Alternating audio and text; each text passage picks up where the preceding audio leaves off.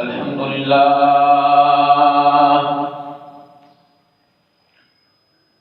لله نحمده ونستعينه ونستغفره ونؤمن به ونتوكل عليه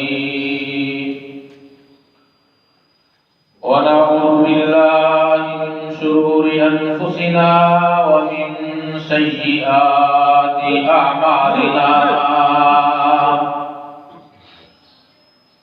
من يهده الله فلا مضل له ومن يضلل فلا هادي له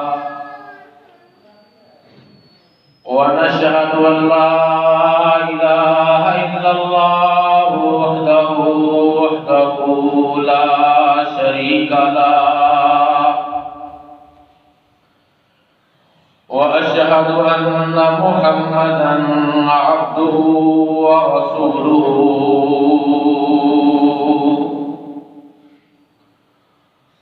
اللهم صل على محمد وعلى آل محمد كما صليت على إبراهيم وعلى آل إبراهيم إنك حميد مجيد اللهم بارك على محمد وعلى آل محمد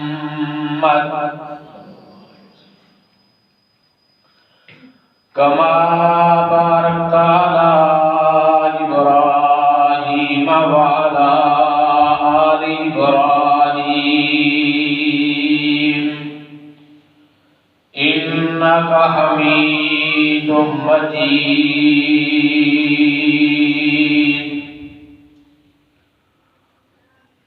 أما بعد فأعوذ بالله السميع العليم من الشيطان الرجيم بسم الله الرحمن الرحيم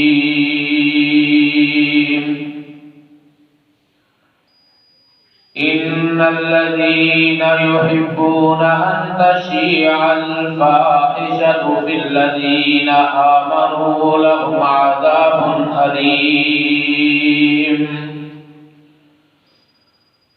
في الدنيا والآخرة والله يعلم وأنتم لا تعلمون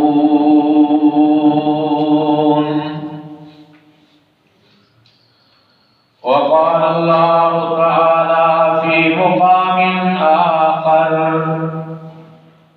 ولا تقربوا الفواحش ما ظهر منها وما بطن وقال النبي صلى الله عليه وآله وسلم الحياء شعبة من الإيمان أو كما قال النبي صلى الله عليه وسلم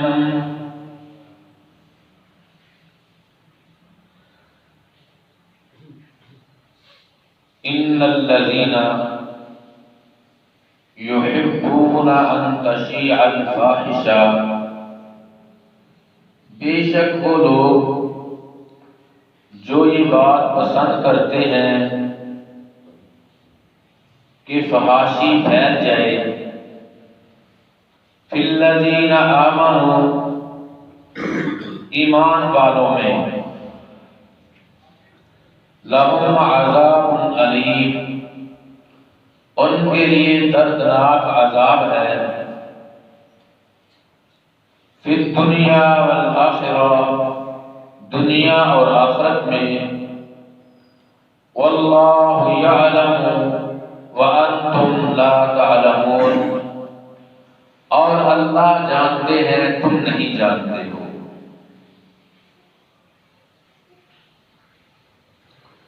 فرمایا اللہ تعالیٰ نے دوسرے مقام پر وَلَا تَقْرَبُوا الْفَوَاحِشَ، اور تم فحاشی کے قریب نہ جاؤ، ما ظہر منہا وما بطن، جو فحاشی ظاہر ہو اور جو چھپی ہوئی ہو۔ فرمایا رسول اللہ صلی اللہ علیہ وآلہ وسلم نے الحیاء شعبۃ من الایمان، حیا ایمان کا ایک حصہ ہے۔ حضرت محترم، ہر قسم کی حمد و ثنا اللہ وحدہ لا شریک کی ذات کے ساتھ خاص ہے، جو ساری کائنات کا خالق اور مالک ہے۔ درود و سلام امام الحرمین سید الثقلین، امام الکل فخر الرسل، سید کائنات مجسمہ برکات حضرت محمد رسول اللہ صلی اللہ علیہ وآلہ وسلم کی ذات اقدس پر۔ حضرات و حاضرین، آج کی ہماری ملاقات کا عنوان ہے شرم و حیا، اس کے فضائل اور بے حیائی کے نقصانات۔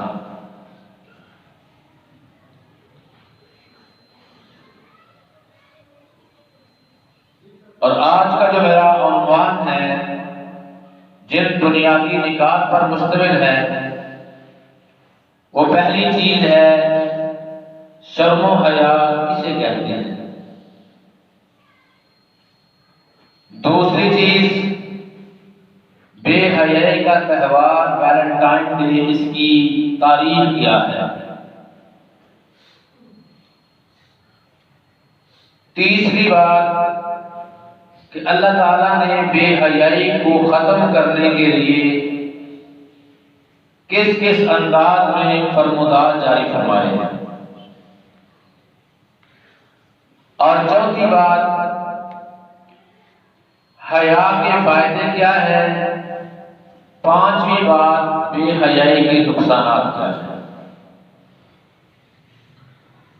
چھٹی بات اپنی اولاد کو حیادار بنانے کے لیے والدین کی ذمہ داریاں کیا ہیں۔ بتوفیق اللہ عز و جل انتہائی اختصار کے ساتھ ان 6 پوائنٹس پر میں آپ احباب کے ساتھ گفتگو کروں گا۔ اللہ رب الحاکمین سے التجا ہے کہ رب کریم خالصتاً قرآن و سنت کی روشنی میں مجھے ان پوائنٹس کو تفصیل کے ساتھ بیان کرنے کی توفیق نصیب فرمائے۔ شرم و حیا کسے کہتے ہیں؟ شرم اور حیا ہماری زبان کے اندر یہ دو جملے، یہ دو لفظ اس وقت بولے جاتے ہیں جب ایک انسان کوئی ایسا کام کرے اور وہ کام معاشرے میں معیوب ہو تو ہم اسے کہتے ہیں یار کچھ تو شرم کر، کچھ تو حیا کر۔ شرم و حیا ایمان اور اسلام کی بنیاد ہے۔ نبی کریم صلی اللہ علیہ وآلہ وسلم نے ارشاد فرمایا تھا ایمان کے 70 سے کچھ زائد حصے ہیں، ایمان کے 70 سے کچھ زائد حصے ہیں، ان میں سے ایک حصہ ہے الحیاء من الایمان، حیا ایمان کا حصہ ہے۔ جب حیا ایمان کا حصہ ہے تو بے حیائی کا ایمان کے ساتھ کوئی تعلق نہیں ہے۔ جب شرم ایمان کا حصہ ہے تو بے شرمی کا ایمان اور اسلام کے ساتھ کوئی تعلق نہیں ہے۔ برصغیر پاک و ہند میں پچھلے کئی سالوں سے 14 فروری کو ایک دن منایا جاتا ہے جس کو ویلنٹائن ڈے کے نام کے ساتھ یاد کیا جاتا ہے، اور اس دن کے متعلق جتنے بھی لوگ ہیں ان کے ہاں اس دن کی قدر و قیمت عید سے بھی زیادہ ہوتی ہے۔ اس بے حیائی کے دن کے اندر جہاں یہ نوجوان نسل ملوث ہے، اسی بے حیائی کے فروغ کے اندر یونیورسٹی اور کالجز کی انتظامیہ بھی ملوث ہے، والدین ملوث ہیں، اور پھر وہ دکاندار ملوث ہیں جو اپنے کاروبار کو چمکانے کے لیے اس دن کا خصوصی اہتمام کرتے ہیں۔ اس دن کی تاریخ کیا ہے؟ اس حوالے سے جو مختلف باتیں سامنے آئی ان کا نچوڑ یہ ہے کہ اسے ملک بھر میں، دنیا بھر میں عاشقوں کے تہوار کے نام سے یاد کیا جاتا ہے اور عاشقوں کے تہوار کے طور پر سے منایا جاتا ہے۔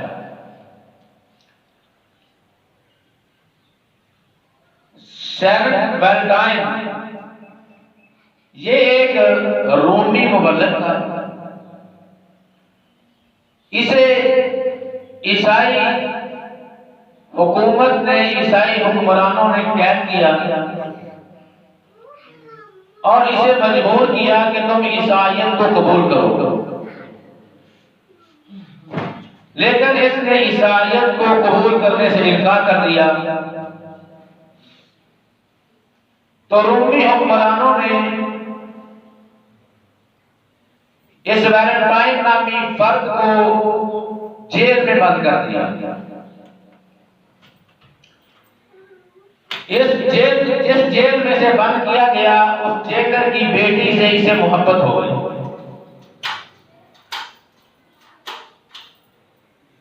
اب یہ دونوں ایک دوسرے کو پسند کرنے لگے۔ ویلنٹائن کو 14 فروری کو تختہ دار میں لٹکا دیا گیا۔ اس نے جاگتے ہوئے اپنا آخری پیغام جیلر کی بیٹی کے نام لکھا۔ چونکہ اس کو 14 فروری کو پھانسی دیا گیا تھا، اسی مناسبت سے جیلر کی بیٹی اور دیگر خواتین نے اس دن کو ویلنٹائن ڈے یعنی محبت کے دن کے نام کے ساتھ منایا، اور یہ سلسلہ چلتے چلتے آج پوری دنیا کے اندر اس دن کو منایا جاتا ہے۔ اس دن میں نوجوان لڑکے اور لڑکیاں ایک دوسرے کو تحفے تحائف دیتے ہیں اور اپنی محبت کا اظہار کرتے ہوئے پھول پیش کرتے ہیں۔ یاد رکھیے، اسلام نے اس بے حیائی کو جڑ سے ختم کیا ہے۔ بے حیائی کے جتنے چور دروازے ہیں اسلام نے وہ سارے کے سارے بند کیے ہیں، اور ان دروازوں کو بند کرنے کے لیے قرآن مجید نے نبی کی بیویوں اور نبی کی بیٹیوں کو مخاطب کیا ہے، کیونکہ اللہ علیم بذات الصدور ہے۔ اللہ کو معلوم تھا کہ کچھ لوگ ایسے آئیں گے جو یہ کہیں گے شرم تو دل میں ہوتی ہے، شرم تو آنکھوں میں ہوتی ہے۔ اللہ کم الحاکمین نے ان پاک باز ہستیوں کا تذکرہ کر کے امت مسلمہ کے مردوں اور عورتوں کو یہ فرمودات جاری کر دیے اور ان کو پیغام دے دیا کہ بے حیائی کے سارے دروازے بند کر دیے، تاکہ ایک مسلمان کی بیٹی کی عزت محفوظ رہے، ایک مسلمان مرد جو ہے وہ اپنی شرمگاہ کی حفاظت کرے۔ تقریباً نبی کریم صلی اللہ علیہ وسلم نے ارشاد فرمایا، من یضمن لی ما بین لحییہ وما بین رجلیہ اضمن لہ الجنہ۔ جو فرد مجھے اپنی زبان کی گارنٹی دے، اپنی شرمگاہ کی گارنٹی دے، میں اسے جنت کی گارنٹی دیتا ہوں۔ ترغیب دلائی کہ آپ نے اپنی عزت اور ناموس کی کس طرح حفاظت کرنی ہے۔ اور سب سے پہلا پیغام اللہ رب العالمین نے یوں دیا، قُلْ لِلْمُؤْمِنِينَ يَغُضُّوا مِنْ أَبْصَارِهِمْ، اے مومنوں جب چلتے ہو تو اپنی نگاہوں کو نیچا رکھ کے چلو۔ خواتین کو مخاطب کرتے ہوئے ارشاد فرمایا، وَقُلْ لِلْمُؤْمِنَاتِ يَغْضُضْنَ مِنْ أَبْصَارِهِنَّ، اے مومنہ خاتونوں، اے مومنہ عورتوں، جب تم چلو تو اپنی نگاہوں کو نیچا رکھ کے چلو۔ اور کائنات کے امام علیہ الصلوۃ والسلام نے ان آیات کی تشریح کرتے ہوئے ارشاد فرمایا، لا تتبعوا النظرۃ النظرہ، ایک نظر کے پیچھے دوسری نظر نہ دوڑاؤ۔ اگر اچانک کسی غیر محرم مرد کی غیر محرم عورت پہ نظر پڑ گئی وہ معاف ہے، غیر محرم عورت کی غیر محرم مرد پہ نظر پڑ گئی وہ معاف ہے، اگر دوبارہ دیکھو گے تو گناہ ہوگا۔ شریعت اسلامیہ نے دوسرا سٹیپ جو لیا وہ اللہ کا الحاکمین نے یوں ارشاد فرمایا، یا ایھا النبی قل لازواجک وبناتک ونساء المؤمنین یدنین علیہن من جلابیبہن، اے مومن عورتوں، اے میرے محبوب صلی اللہ علیہ وسلم، آپ اپنی بیویوں کو، اپنی بیٹیوں کو اس بات کا حکم دے دو کہ جب بھی گھر سے باہر نکلنا ہے تو اپنے آپ کو ڈھانپ کے نکلنا ہے، اپنے آپ کے اوپر پردہ کر کے نکلنا ہے۔ اور تیسرا حکم اللہ کا الحاکمین نے ازواج مطہرات کو مخاطب کرتے ہوئے ارشاد فرمایا، وَقَرْنَ فِي بُيُوتِكُنَّ وَلَا تَبَرَّجْنَ تَبَرُّجَ الْجَاهِلِيَّةِ الْأُولَى، اے نبی کی بیویوں اپنے گھروں میں ٹھہری رہو، گھروں سے باہر نہ نکلو۔ وَقَرْنَ فِي بُيُوتِكُنَّ وَلَا تَبَرَّجْنَ تَبَرُّجَ الْجَاهِلِيَّةِ الْأُولَى، اور زمانہ جاہلیت کی طرح بناؤ سنگار نہ کرو، میک اپ کر کے اپنی نمائش کر کے گھر سے باہر نہ نکلو۔ اس کے بعد اللہ رب العالمین نے اگلا جو حکم دیا وہ یہ ہے کہ تم گھر میں ہو، باہر نہیں نکلی، تمہارے گھر کوئی آ گیا ہے، اے نبی کی بیویوں، وَإِذَا سَأَلْتُمُوهُنَّ مَتَاعًا فَاسْأَلُوهُنَّ مِنْ وَرَاءِ حِجَابٍ، جب تم سے کوئی بندہ مانگے، کسی چیز کا مطالبہ کرے، کوئی چیز لینے آیا ہے، مسئلہ دریافت کرنے آیا ہے، تو حکم دیا کہ تم نے پردے کے پیچھے کھڑے ہو کر اس کی بات کا جواب دینا ہے۔ اور اگلا حکم جاری فرمایا، وَلَا تَخْضَعْنَ بِالْقَوْلِ، تم سے جو آدمی گفتگو کر رہا ہے اس کے ساتھ نرم لہجے میں گفتگو نہیں کرنی۔ سارے کے سارے چور دروازوں کو بند کر کے اللہ رب العالمین نے عورت کی عزت کو محفوظ کیا ہے۔ تو عزیزان گرامی قدر، حیا ایمان کا حصہ ہے، عزت کا تحفظ ایمان کی بنیاد ہے۔ تو اللہ رب العالمین نے قرآن عزیز کے اندر 3 چیزوں کے قریب جانے سے منع کیا ہے۔ ایک جگہ ارشاد فرمایا، وَلَا تَقْرَبُوا مَالَ الْيَتِيمِ، یتیم کے مال کے قریب نہیں جانا۔ دوسری جگہ ارشاد فرمایا، وَلَا تَقْرَبُوا الزِّنَا، زنا کے قریب نہیں جانا۔ تیسری جگہ ارشاد فرمایا، وَلَا تَقْرَبُوا الْفَوَاحِشَ مَا ظَهَرَ مِنْهَا وَمَا بَطَنَ، فحاشی اور بے حیائی کے قریب بھی نہیں جانا۔ جس طرح یتیم کا مال کھانا حرام ہے، جس طرح بدکاری اور زنا حرام ہے، اسی طرح فحاشی اور بے حیائی کے کام بھی حرام کے اندر شامل ہیں۔ تو عزیزان گرامی قدر، حیا کرنا کیوں ضروری ہے؟ ایک مسلمان کو باحیا کیوں ہونا چاہیے؟ نبی کریم صلی اللہ علیہ وسلم نے ارشاد فرمایا تھا لیس المؤمن، جو مومن ہوتا ہے وہ فحش نہیں ہوتا، مومن بے حیا نہیں ہوتا۔ اس لیے مومن کو حیادار ہونا چاہیے۔ اس کی پہلی وجہ کیا ہے کہ جس اللہ نے ہمیں پیدا کیا، جس اللہ نے ہمیں مسلمان بنایا، اپنے نبی کا امتی بنایا، اپنے پیغمبر کا فرما بردار بنایا، اس نبی کی صفت کو، اس اللہ کی صفت کو بیان کرتے ہوئے نبی کریم علیہ الصلوۃ والسلام نے ارشاد فرمایا تھا ان ربکم تبارک و تعالی حی کریم، بے شک تمہارا رب جو بڑی عزت والا ہے، بڑا کرم والا ہے، وہ بڑا ہی باحیا ہے۔ اللہ حیا کرتا ہے۔ جو جس اللہ نے ہمیں تخلیق فرمایا، جب وہ باحیا ہے، حیا کرنے والا ہے، تو اس اللہ کے ماننے والوں کے باحیا ہونا چاہیے، بے حیا نہیں ہونا چاہیے۔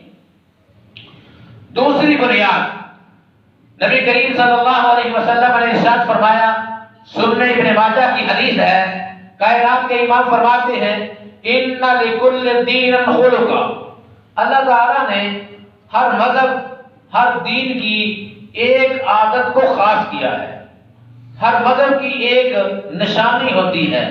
اس طرح ہم دیکھتے ہیں آج دنیا کے اندر جتنے مسالک ہیں، جتنے گروہ ہیں، ہر گروہ کی کوئی نہ خاص علامت ہے۔ اس علامت کو دیکھ کر ہم پہچان جاتے ہیں کہ اس کا تعلق کس گروہ کے ساتھ ہے۔ مثال کے طور پر اگر کوئی شخص اپنی شلوار کو ٹخنوں سے اونچے رکھا ہوئے ہے، ہم دیکھتے کیا کہتے ہیں، اے بھابی آ گیا۔ کسی نے سر کے اوپر پگڑی باندھی ہوئی ہے، سبز رنگ کی پگڑی ہے، ایک علامت ہے خاص مکتبہ فکر کی، اپنے گلے میں خاص کلر کا پٹکا ڈالا ہوا ہے، یہ علامت ہے خاص قسم کی گدی نشینے کی۔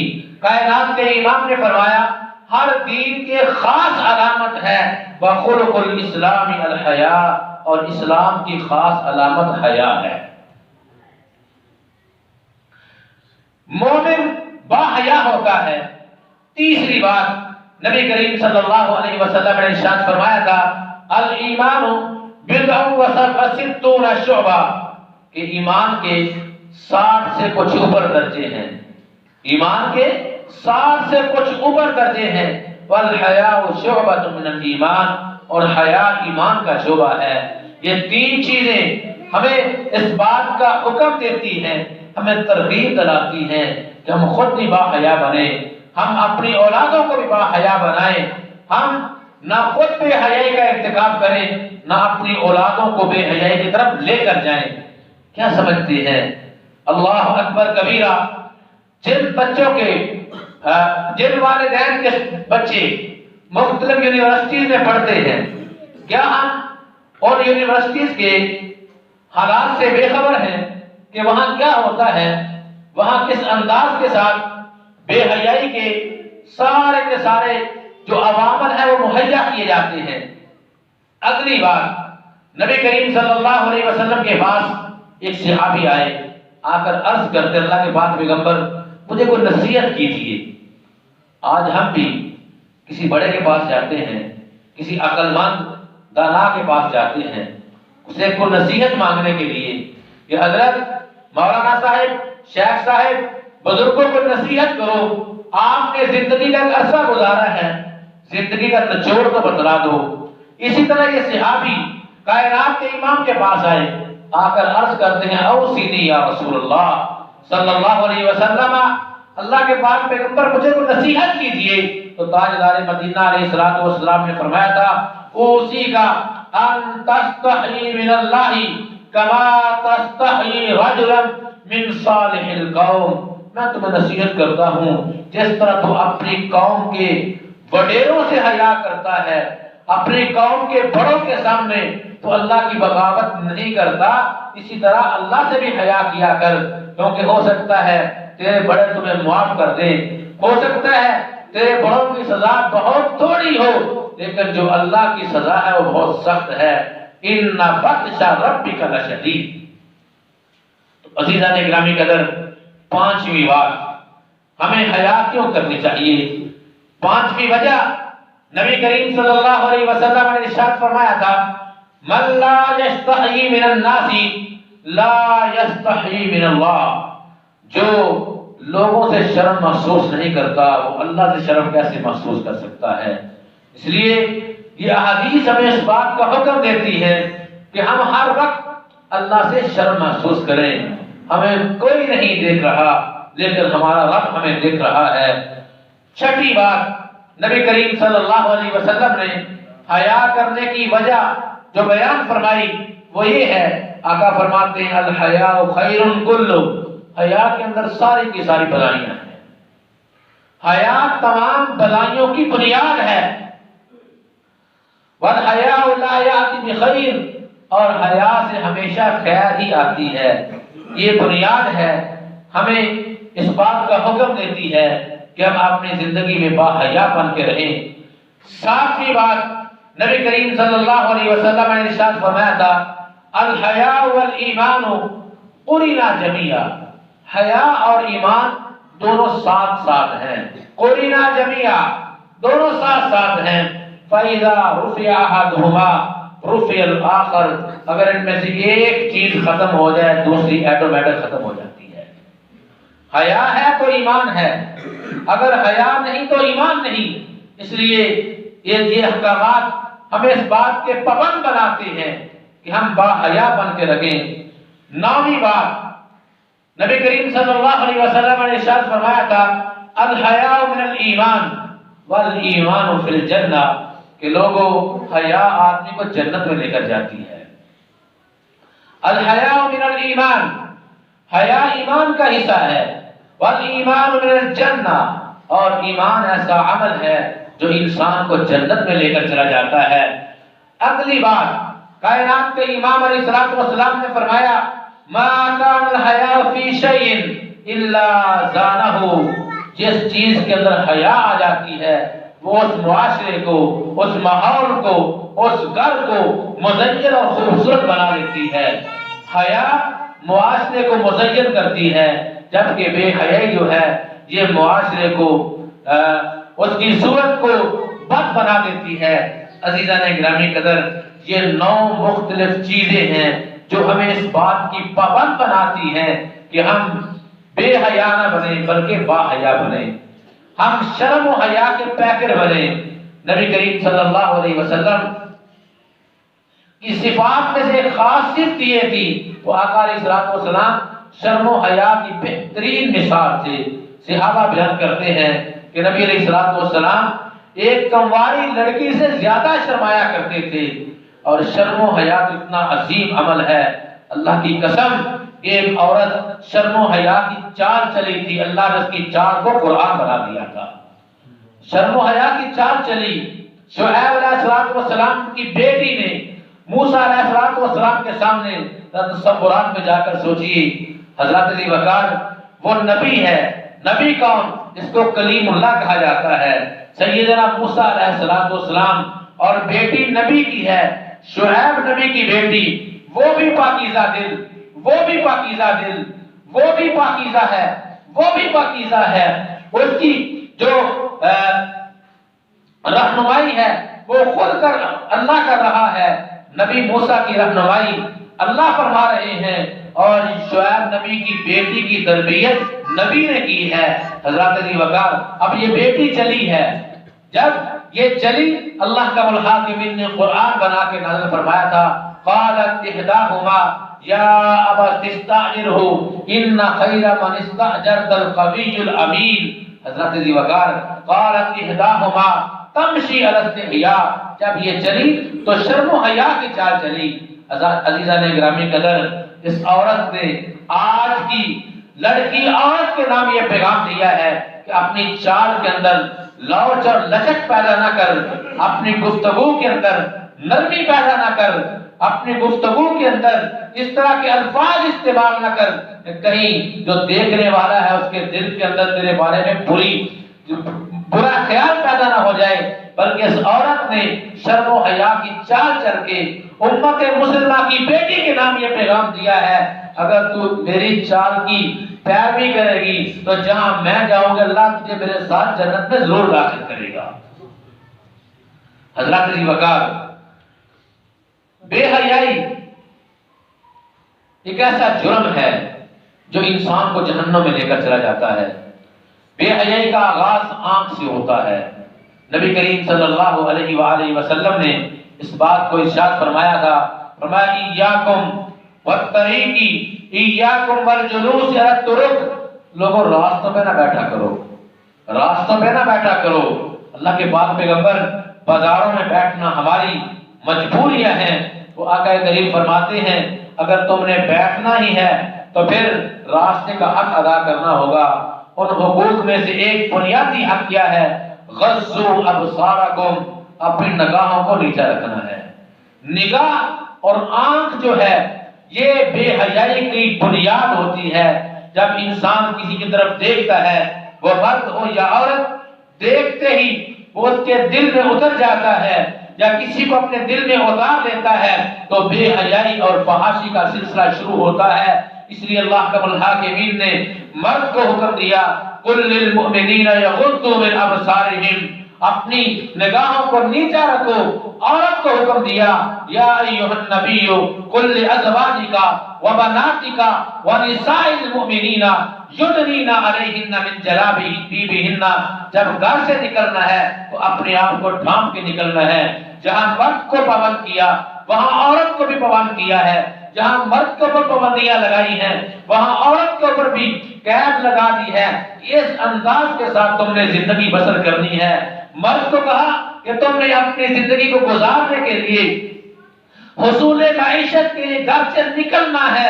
عورت کو کہا نہیں، تم نے اپنے گھر کی چار دیواری میں رہ کر اپنی عزت کی حفاظت کرنی ہے۔ تو عزیزان گرامی قدر، اللہ رب العالمین نے فرمایا وَلَا تَقْرَبُوا الْفَوَاحِشَ مَا ظَهَرَ مِنْهَا وَمَا بَطَنَ، لوگوں فحاشی کے قریب نہیں جانا، اپنی زبان سے فحش جملہ نہیں بولنا، اپنے کردار سے فحاشی کا پرچار نہیں کرنا، اپنی گفتگو سے ایسے الفاظ ادا نہیں کرنے جو فحاشی کی طرف جو ہے رہنمائی کر رہے ہو۔ عزیزان گرامی قدر، اللہ رب العالمین کے پیغمبر نے فحاشی کا دروازہ بند کیا ہے۔ کائنات کے امام علیہ الصلوۃ والسلام نے فرمایا لا یخلون الرجل بامرأۃ الا کان ثالثہما الشیطان، جب ایک غیر محرم مرد دوسری غیر محرم عورت کے ساتھ علیحدہ ہوتے ہیں، دونوں ہوتے ہیں، کان ثالثہما الشیطان، ان کے ساتھ تیسرا شیطان ہوتا ہے۔ اس لیے فرمایا ایاکم والدخول علی النساء، لوگوں جہاں عورتیں ہوں وہاں تم نہ جایا کرو۔ کیوں؟ جہاں عورتیں ہیں وہاں جب تم جاؤ گے تو تم پھسل جاؤ گے۔ عزیزان گرامی قدر، اللہ رب العالمین کے پیغمبر علیہ الصلوۃ والسلام نے جب یہ جملے بولے تو کائنات کے امام سے پوچھا گیا اللہ کے پاک پیغمبر ارأیت الحم، دیور کے بارے کیا خیال ہے، جیٹ کے بارے کیا خیال ہے، داماد کے بارے کیا خیال ہے، بہنوئی کے بارے کیا خیال ہے؟ تو کائنات کے امام نے ارشاد فرمایا تھا الحم الموت، یہ تو غیر محرم رشتے موت کی مانند ہیں۔ جس طرح موت جب چاہے اٹیک کر سکتی ہے، یہ غیر محرم رشتے کسی بھی وقت اٹیک کر سکتے ہیں۔ عزیزان گرامی قدر، آج میرے معاشرے کے اندر اس طرح کے بے شمار کیسز آئے ہیں کہ ایک آدمی نے اپنی بیوی کو طلاق دے کر اپنی ساری کے ساتھ جو ہے بھاگ کر نکاح کیا۔ اس طرح کے کئی مسائل ہم نے اپنی آنکھوں سے دیکھے ہیں، اور اس طرح کی کئی باتیں ہم نے اپنے کانوں سے سنی ہیں کہ یہ غیر محرم رشتے، یہ غیر محرم لوگ اس طرح ہماری عزتوں کو تار تار کرتے ہوئے نظر آتے ہیں۔ اللہ رب العالمین کے پیغمبر علیہ الصلوۃ والسلام نے یہاں تک فرما دیا کہ اگر تم نے سفر حج پہ جانا ہے، سفر عمرہ پہ جانا ہے تو تمہارے ساتھ تمہارا محرم رشتہ دار ہو۔ جب ایک عورت عمرہ کرنے کے لیے جاتی ہے، غیر محرم کے ساتھ اس کا عمرہ نہیں ہوتا۔ آج ہم نے اپنی بیٹی کا پیپر دلوانا ہوتا ہے، غیر محرم کے ساتھ بٹھا کے بھیج دیتے ہیں، وہ کزن ہو، وہ چچے کا بیٹا ہو، وہ ماموں کا بیٹا ہو، وہ کلاس فیلو ہو، وہ یونیورسٹی فیلو ہو، جناب اکٹھے آنا جانا، اختلاط مرد و زن، یہ ایسا فتنہ ہے جس نے ہماری عزتوں کو تار تار کر کے رکھ دیا ہے، اور معاشرے کے اندر بے حیائی کا بیج بو دیا ہے، اور یہ بے حیائی ایک تناور درخت بن چکی ہے۔ حضرات علی وقار، اللہ کا الحاکمین کے پیغمبر علیہ السلام نے ارشاد فرمایا تھا، لوگوں تمہارے جسم کے تمام اعضاء بدکاری کرتے ہیں، تمام اعضاء زنا کرتے ہیں، آنکھ زنا کرتی ہے، کان زنا کرتا ہے، ہاتھ زنا کرتے ہیں، منہ زنا کرتا ہے، دل زنا کرتا ہے۔ صحابہ عرض کرتے اللہ کے بعد پیغمبر آنکھ کیسے زنا کرتی ہے؟ کائنات کے امام نے فرمایا تھا، آنکھ کا غیر محرم کو دیکھنا زنا ہے، کان کا غیر محرم کی آواز کو لوزدار انداز میں سننا گناہ ہے، اور ہاتھ کا کسی غیر محرم کو چھونا گناہ ہے۔ جامع ترمذی میں حدیث آتی ہے، نبی کریم علیہ السلام نے فرمایا، لوگوں کوئی شخص کسی غیر محرم عورت کو چھوتا ہے یا کوئی غیر محرم عورت کسی غیر محرم مرد کو چھوتی ہے، اس سے بہتر ہے کہ اس کے سر میں کیل ٹھوک دیا جائے، شاید اس کو کیل کی اتنی تکلیف نہ ہو جتنی سزا قیامت کے دن ایسے فرد کو دی جائے گی جو غیر محرم کو چھوتا رہا ہے۔ حضرات علی وقار، دل کا گناہ کیا ہے، دل کی بدکاری کیا ہے کہ کسی غیر محرم کے متعلق سوچنا، یہ دل کا گناہ ہے۔ تاجدار مدینہ علیہ السلام نے فرمایا، جب یہ ساری چیزیں بدکاری کرتی ہیں تو شرمگاہ کی تصدیق کر دیتی ہے یا تکذیب کر دیتی ہے۔ عزیزان گرامی قدر، نبی کریم علیہ السلام نے فرمایا تھا، بے حیائی سے بچو کیونکہ بے حیائی منافقت ہے۔ کائنات کے امام فرماتے ہیں، البغاء والبیان شعبۃ من النفاق، بے حیائی منافقت کی ایک قسم ہے۔ جو آدمی بے حیا ہے وہ مومن نہیں ہو سکتا، وہ منافق تو ہو سکتا ہے، اللہ کا باغی تو ہو سکتا ہے، لیکن اللہ کا فرما بردار نہیں ہو سکتا۔ اسی طرح نبی کریم صلی اللہ علیہ وسلم نے ارشاد فرمایا تھا، لوگوں جو آدمی بے حیا ہوتا ہے اس سے اللہ نفرت کرتا ہے۔ سوچئے، جس سے اللہ نفرت کرے اس کے پلے کیا بچے گا؟ حضرات ذی وقار، جس کے ساتھ ہم نفرت کرتے ہیں ہم اسے اپنے گھر میں داخل نہیں ہونے دیتے۔ اگر ہمارے بڑے کسی قریبی کے ساتھ آ جائے ہم اس کو بڑی مشکل سے برداشت کرتے ہیں، ہماری مجبوریاں ہوں گی، لیکن اللہ کی کوئی مجبوری نہیں ہے۔ جس کے ساتھ اللہ نفرت کرتا ہے اللہ اس کو برداشت نہیں کرتے۔ کائنات کے امام علیہ السلام نے ارشاد فرمایا تھا، جامع ترمذی کی حدیث ہے، ان اللہ لا یبغض الفاحش والبغاء، کہ لوگوں جو فحاشی اور بے حیائی کا مرتکب ہوتا ہے اللہ اس کے ساتھ نفرت کرتے ہیں۔ حضرات ذی وقار، بے حیائی ایک ایسا جرم ہے جو انسان کو جہنم میں لے جاتی ہے۔ بے حیائی ایسا گناہ ہے جو انسان کو جہنم کی گڈا ٹوپ اندھیروں میں پھینک دیتا ہے۔ مصنف ابن ابی شیبہ کی روایت ہے، کائنات کے امام فرماتے ہیں، والبغاء من الجفاء والجفاء فی النار، لوگوں بے حیائی جو ہے یہ اللہ کی ناراضگی کا سبب ہے، اور جس سے اللہ ناراض ہو جاتا ہے اللہ اس کو جہنم میں پھینک دیتا ہے۔ جس سے اللہ ناراض ہو جائے اللہ اس کو جہنم میں پھینک دیتا ہے۔ عزیزان گرامی قدر، بے حیائی ایک ایسا گناہ ہے، کائنات کے امام نے فرمایا تمام برائیوں کی جڑ ہے۔ بے حیائی تمام برائیوں کی جڑ ہے۔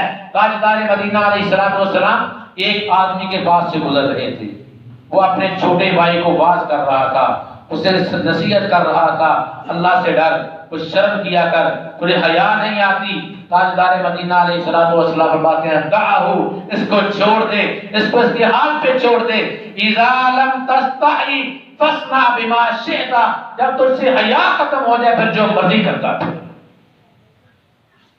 جب حیا ختم ہو جائے پھر جو مرضی کرو۔ عزیزان گرامی قدر، آج ملک پاکستان میں نہیں پوری دنیا کے اندر 14 فروری کو ویلنٹائن ڈے کے نام سے بے حیائی کا ایک تہوار منایا جائے گا، جس میں پورا معاشرہ ملوث ہے، والدین ملوث ہیں، والدین کے اوپر یہ ذمہ داری عائد ہوتی ہے، ان کا بیٹا ہے یا بیٹی اس کے اوپر نظر رکھی جائے کہ ہمارا بیٹا یا بیٹی کس ڈگر پہ چل رہے ہیں۔ جو لوگ پھولوں کا کاروبار کرتے ہیں ان کو بھی سوچنا چاہیے، ہو سکتا ہے یہ پھول کہیں ہماری بیٹی کے پاس نہ چلا جائے۔ اگر کوئی آدمی کسی کو پھول دینے کے لیے گھر سے نکلا ہے اسے یہ بھی سوچنا چاہیے، ہو سکتا ہے کوئی میری بہن کے لیے پھول خرید نہ رہا ہو۔ آج میں کسی کی بہن کے ساتھ محبت کا اظہار کر رہا ہوں، ہو سکتا ہے اسی دن کوئی میری بہن کے ساتھ بھی محبت کا اظہار کر سکتا ہے۔ اللہ رب العالمین نے ان ساری باتوں کو بیان کر کے میرے اور آپ کے لیے شریعت اسلامیہ اور شریعت تامہ کو ہمارے لیے ایک ماڈل اور نمونے کے طور پر پیش کیا ہے کہ لوگوں تم نے اپنی بھی عزت کی حفاظت کرنی ہے، کسی کی عزت کی حفاظت کرنی ہے۔ عجیب معاملہ ہے، کائنات کے امام علیہ السلام نے خطبہ حجۃ الوداع کے موقع پر ارشاد فرمایا تھا، اے مسلمانوں، لا الہ الا اللہ پڑھنے والوں، تمام کی عزت ایک ہے۔ آپ کے لیے ایک دوسرے کی عزت حرام ہے، کوئی آدمی کسی کی عزت پہ اٹیک نہ کرے۔ لا الہ الا اللہ محمد رسول اللہ پڑھنے والا مرد، لا الہ الا اللہ محمد رسول اللہ پڑھنے والے بھائی کی ہمشیرہ کے ساتھ، اس کی بیوی کے ساتھ اپنے ناجائز تعلقات نہ بنائے، یہ حرام ہے۔ حضرات ذی وقار، آئیے اس بات کے اوپر غور و فکر کرنے کی ضرورت ہے۔ بحیثیت والد ہماری ذمہ داریاں کیا ہے کہ ہم اپنی اولاد پر صرف بیٹیوں کی بات نہیں کرتا، اللہ کی قسم اس جرم کے اندر جتنی بیٹیاں ملوث ہیں اس سے کہیں زیادہ بیٹے ملوث ہیں، لیکن ظلم صرف یہ ہے ہم صرف یہ ساری پابندیاں اپنی بیٹیوں پہ لگاتے ہیں، ساری پریشانیاں بیٹیوں کے لیے۔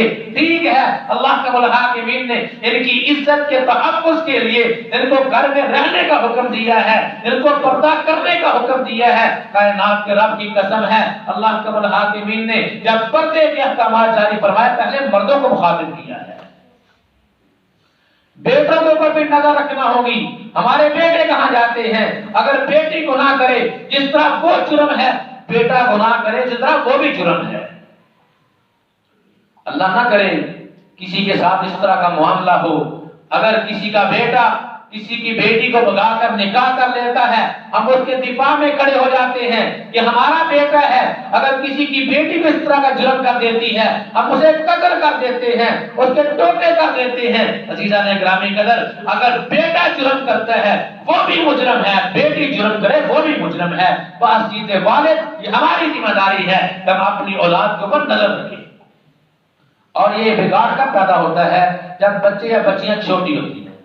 کہتا ہے بچے تو ہیں، بڑے ہوں گے سمجھ جائیں گے، بڑے ہوں گے تو پر قابو پا لیا جائے گا۔ حضرات ذی وقار، جب چھوٹے تھے تب قابو نہیں پایا، جب بڑے ہو گئے پھر وہ تمہیں قابو پانے نہیں دیں گے۔